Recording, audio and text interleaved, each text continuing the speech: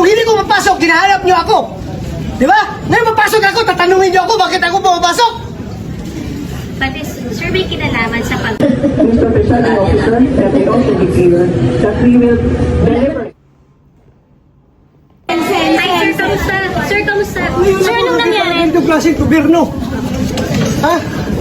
As sitting president, inaharang hindi papasukin sa sesyon. Kung ako'y absent, hinahanap ako ninyo. Sumusweldo. Hindi nagpapakita. Ngayon, papakita ko dito. Oh, hinara ko naman yung day. May wrestling ako doon. Sugat-sugat ako. Why are you here, sir? Papasok! This is the Senate!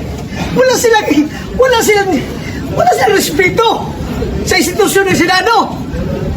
Bakit gano'n ang NBI? Ha? Ano pong plano niyo, sir, sa ginawa sa inyo, sir? Pag-usap kami.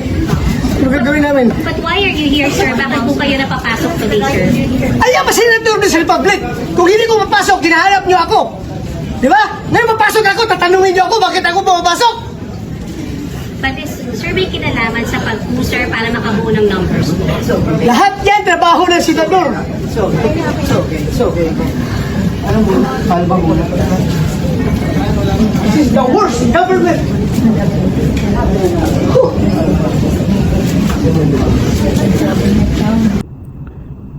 Magtrabaho, sabihin hindi nagtatrabaho. Pag nagtatrabaho, sabihin nagtrabaho.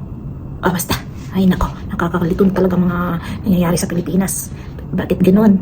Pag nagtatrabaho, sabihin magtrabaho ka. O, pag hindi nagtrabaho, sabihin hindi ka nagtrabaho. Ano ba talaga? Ha? Trabaho?